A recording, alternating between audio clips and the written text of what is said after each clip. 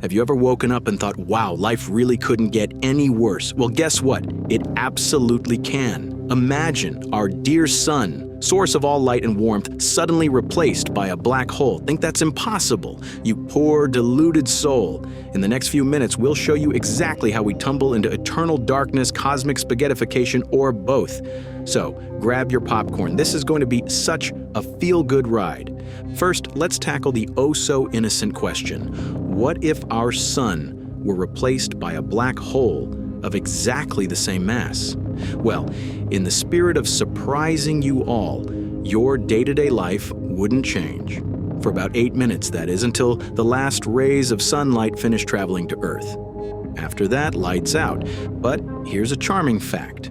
While the sun's current radius is about 700,000 kilometers, a black hole with the same mass would have an event horizon of a measly 3 kilometers in radius, totaling about 6 kilometers across. That's about the size of a small city. Yes, your friendly neighborhood black hole is about as wide as your morning commute. Impressed yet? You should be, because it's capable of annihilating entire planets, all while being barely bigger than your local suburban sprawl. But don't worry, at least the Earth wouldn't instantly spiral into oblivion. You see, gravity is gravity, folks. If our new black hole has the same mass as the Sun, the orbital mechanics remain roughly the same. Yes, the Earth would keep doing its little elliptical dance. Isn't that just precious? And however, before you get too comfortable, remember that all that wonderful solar radiation, also known as the energy source for every living thing on Earth, would vanish. Sure, there'd be some pathetic flickers from the black hole's accretion disk, if it even had one, but that's about as helpful as a flashlight at a rock concert. Photosynthesis? Gone. Our planet's temperature plummeting like a lead balloon. Expect a global freeze that would make the ice ages look like beach vacations. On the bright side, at least you won't need sunscreen anymore. Silver linings, right? All right, for the optimists out there clamoring, surely we can adapt. Let's examine how civilization might thrill at the prospect of a permanently dark and icy Earth. Spoiler alert. It's not all sunshine and rainbows, mostly because there's no sunshine anymore, so maybe you switch to nuclear energy. If you can manage a stable supply chain, good luck with that in a cosmic meltdown, or harness geothermal heat from our planet's core. That might keep a tiny fraction of the population alive in subsurface habitats. I can just see the travel brochures now. Escape to the fiery bowels of Earth, featuring scenic magma flows.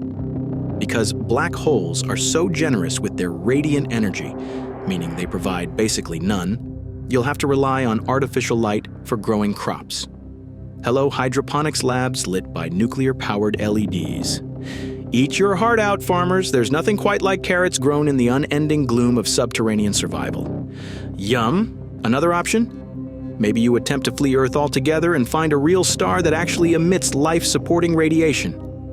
Let's hope you have a fleet of generational ships handy, not to mention the engineering marvel of faster-than-light travel. Otherwise, you'll spend the next few hundred generations in a metal tube, all because your home star decided it was time to become a 3-kilometer-wide cosmic vacuum cleaner. So look, are these scenarios impossible? No. But let's just say the odds are slightly better than your goldfish writing a Shakespearean sonnet. So yes, in theory, a few scrappy survivors might scratch out an existence if they're well-prepared, technologically advanced, and exceptionally lucky. Everyone else, enjoy that slow descent into cosmic extinction. So what do you think, dear viewers? Got any brilliant ideas for how humanity might survive a sudden black hole replacement? Got a favorite apocalypse survival hack besides sobbing in a bunker? Drop your thoughts in the comments below. We'd love to hear your borderline impossible survival plans. Who knows, maybe you'll save the species, or at least make the end more entertaining. Now, back to our regular programming. Now let's up the ante. What if this black hole weren't just the same mass but the same diameter as our sun, meaning an event horizon about 700,000 kilometers in radius? That's a lot of black hole. And guess what that implies? A monstrous mass. We're talking hundreds of thousands of solar masses bare minimum. In this scenario, Earth's orbit becomes about as stable as a toddler on roller skates. If by some miracle we're not ripped apart by insane tidal forces right away, we'd still get flung around like a rag doll until we eventually plunge into the big black vortex of doom. quick question. Would you rather freeze to death slowly or be shredded into cosmic spaghetti? Decisions. You see, with that kind of mass, the black hole's gravity would dominate the entire solar system in a hurry. Jupiter, Saturn, the rest of those gas giants, they'll all fling themselves into the void in a spectacular cosmic demolition derby, leaving you with front row seats to the final meltdown of everything you ever loved. Rest assured, you'd go out in style, very quickly, but with style. Now, let's address the elephant, or rather, the massive black hole in the room. Interstellar. Every starry-eyed movie buff loves to cite it as proof that living near a black hole can be downright cozy. The truth, it's complicated. Director Christopher Nolan teamed up with theoretical physicist Kip Thorne to get those mesmerizing visuals just right. Like gravitational lensing, which warps the light around the black hole, or that spectacular accretion disk. One of the key features Interstellar portrays is time dilation, the phenomenon where time flows more slowly for objects near massive bodies compared to those farther away. Yes, that part is grounded in real physics. General relativity says so. In the movie, you see planets orbiting near Gargantua, where every hour can translate to years of elapsed time elsewhere. That's not total fiction. If you park yourself deep enough in a massive gravity well, clocks really do tick differently. But here's the catch. The movie conveniently sidesteps the trivial detail that an active black hole's accretion disk isn't just a pretty light show, it's a lethal bath of ionizing radiation. X-rays, gamma rays, you name it, it's there to cook you extra crispy.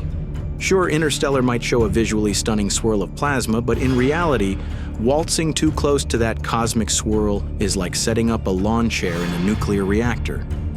Interstellar also features the idea that you can have a stable planet orbit just outside the black hole's innermost stable circular orbit, ISCO, the last ring of safety before plunging into the gravitational abyss. Theoretically, yes, stable orbits can exist if you're extremely precise and unbelievably lucky. Practically, good luck finding that sweet spot where you're not being roasted by high-energy jets or torn apart by tidal forces. And let's not forget the idea of viable habitability.